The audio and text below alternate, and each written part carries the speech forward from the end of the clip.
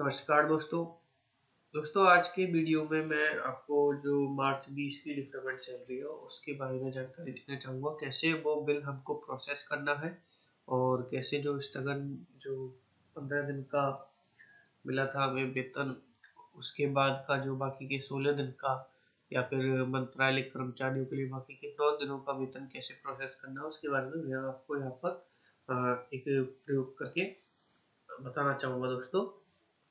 सबसे पहले तो हमें यहाँ पर ये जो बिल नंबर एलोकेट कर लेते हैं, वो नॉर्मल प्रोसेस है। इसके अलावा यहाँ स्पेशल कुछ नहीं करना दोस्तों, जैसे आप नॉर्मल बिल एलोकेट करते हैं वैसे करना है।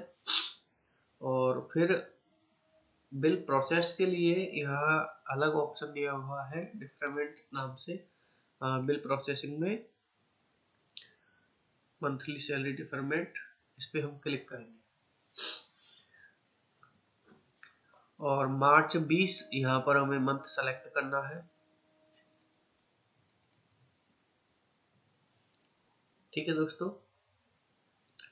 अब आप चाहे तो पूरे ग्रुप की एक साथ या फिर किसी पर्सनल एम्प्लॉय की, या आप सेलेक्ट कर सकते हैं जिन जिन एम्प्लॉय की आपको सैलरी यहाँ पर प्रोसेस करनी है। जैसे मैं कुछ एम्प्लॉयज को यहाँ पर सेलेक्ट करता हूँ दोस्तों। यहाँ पर एक चीज मैं बताना चाहूंगा दोस्तों कि कई बार आपके सामने कॉन्टेक्ट टू एडमिन एरर अगर आता है तो आपको जो यहाँ पर ध्यान रखना वो ये है कि आप पहले किसी की सैलरी, जैसे कि पहले बनी थी रिटायर्ड एम्प्लॉय, डेथ एम्प्लॉय, उनकी सैलरी के आदेश पहले आ चुके थे, तो उन एम्प्लॉय को यहाँ से ग्रुप में से नाम हटा देना है, तब जाके आपके आगे सैलरी प्रोसेस हो पाएगी दोस्तों। इस बात का आप यहाँ विशेष ध्यान रखोगे। तो मैंने यहाँ पर ये सैलरी प्रोसेस कर दी है। ठीक है दोस्तों, अब हम इसे चेक करते हैं दोस्तों कि ये सही बनी है या नहीं।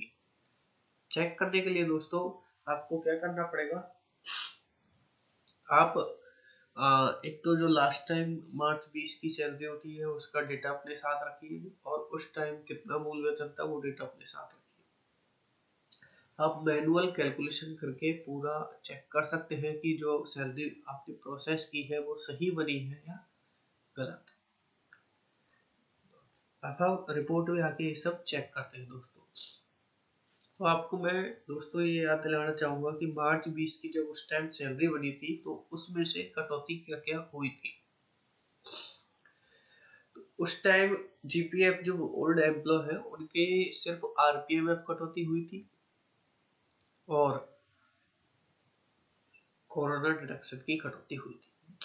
ऐसा ही कटौती मई के वेतन में से डबल की गई थी दोस्तों।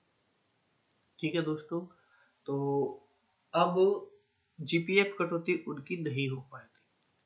ठीक है, तो अब क्या होगा दोस्तों कि वो जीपीएफ कटौती इस वेतन में से होगी दोस्तों। इसके अलावा अदर कोई भी कटौती जो एम्प्लॉय की होती है वो सारी कटौती भी अब वेतन में से की जाएगी दोस्तों। अगर कार्मिक चाहे तो इनकम टैक्स भी इसमें से हटा सकता है। इसके लिए आपको एम्प्लॉय पे डिटेल में इनकम टैक्स पहले ऐड करना पड़ेगा दोस्तों। और कोई कटौती अगर आपको हटानी है तो वो आपको एम्प्लॉय पे डिटेल में से पहले हटानी पड़ेगी दोस्तों। सपोज कीजिए कोई भी कटौती जो उस टाइम डिडक्ट नहीं होनी थी लेकिन वर्तमान में एम्प्लॉय की वेतन में से वो डिडक्ट हो रही है, जबकि मार्च 20 में वो डिडक्शन नहीं होना था। तो पहले आपको वो कटौती वहां से एम्प्लॉय पे डिटेल से हटाना पड़ेगा दोस्तों। उसके बाद ही आप ये बिल प्रोसेस करना। अब देखते हैं दोस्तों कि हमने जो बिल बनाया है उसमें क्या पोजीशन है।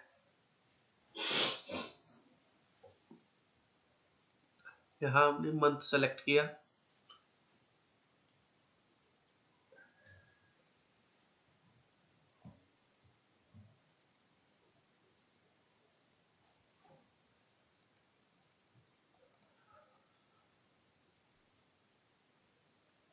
और ये रिपोर्ट हम यहाँ से डाउनलोड कर देंगे।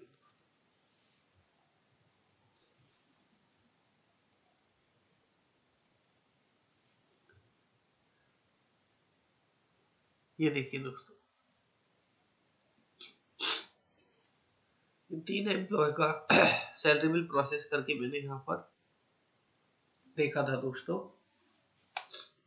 तो आप नोटिस करोगे दोस्तों कि जीपीएफ कटौती सभी के इस टाइम ले रहा है, और एक एम्प्लॉय जैसे जिसकी एसआई लोन की कटौती, जबकि आपको मैं बताऊं कि एसआईपी की कटौती हम मई में डबल कर चुके हैं एसआई एरियर के रूप में, लेकिन एसआई लोन या एसआई इंटरेस्ट की कटौती उस टाइम नहीं हुई थी, तो वो कटौती अब यहाँ से ले रहा है। और कोई एम्प्लॉय अगर इनकम टैक्स डिडक्ट कराना चाहते हैं तो एम्प्लॉय पे डिटेल में उसकी एंट्री यहाँ पर करनी पड़ेगी दोस्तों। तो आप देख सकते हैं दोस्तों कि मैंने 3 एम्प्लॉय का बिल प्रोसेस करके देखा था, उन तीनों का डेटा आपके सामने है। एक एम्प्लॉय की सिर्फ जीपीएफ की कटौती हो रही है यहाँ से, क्योंकि एसआई और आरपीएमएफ की कटौती ऑलरेडी वो डिडक्ट करा चुके हैं, ठीक है। इसके अलावा कोई और कटौती उनकी यहाँ पर होती नहीं। अदर दो सेकंड एम्प्लॉय है, उनके देखोगे आप इनकम टैक्स और एसआई लोन की भी कटौती हो रही है, क्योंकि ये इनकम टैक्स भी डिडक्ट कराना चाहते हैं और एसआई लोन की जो इनके चल रहा है उसकी कटौती पहले नहीं हुई थी दोस्तों, ठीक है दोस्तों। थर्ड एम्प्लॉय में आप देखोगे इनकम टैक्स और जीपीएफ की कटौती यहाँ पे हो रही है। तो इस तरीके से ये बिल प्रोसेस होगा दोस्तों, और इसकी मैनुअल कैलकुलेशन भी आप करके देख सकते हो, जैसे कि मैं आपको ये करके बताता हूँ। फर्स्ट एम्प्लॉय जिनका मूल वेतन 65,000 था मार्च 20 में, तो उसको हम डिवाइड करके देखेंगे बाई 31, 31 का महीना था और 16 दिन की इनकी सैलरी प्रोसेस अब अपन कर रहे हैं। तो ये देखिए दोस्तों, सेकंड एम्प्लॉय की सैलरी है 33,549 दोस्तों।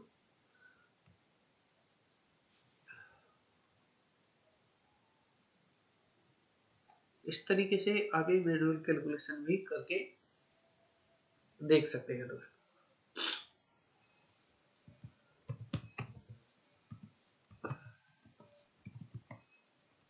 ये फर्स्ट एम्प्लॉय और ये लास्ट एम्प्लॉय जो है उनकी सैलरी का ब्यौरा है दोस्तों। 61,300 मूल वेतन था उनका मार्च 31 में, तो इस हिसाब से उनका 16 दिन का जो मूल वेतन है वो ये बन रहा है दोस्तों। इसको आप डीए और एचआरए से भी कैलकुलेट कर लीजिए दोस्तों।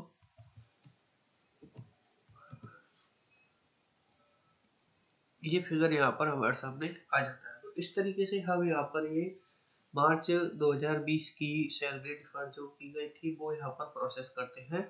इसके अलावा कोई भी चेंजेज अगर आपको यहाँ पर नहीं करना है, किसी भी तरीके का मास्टर डेटा में आपको छेड़खानी यहाँ पर नहीं करनी है दोस्तों।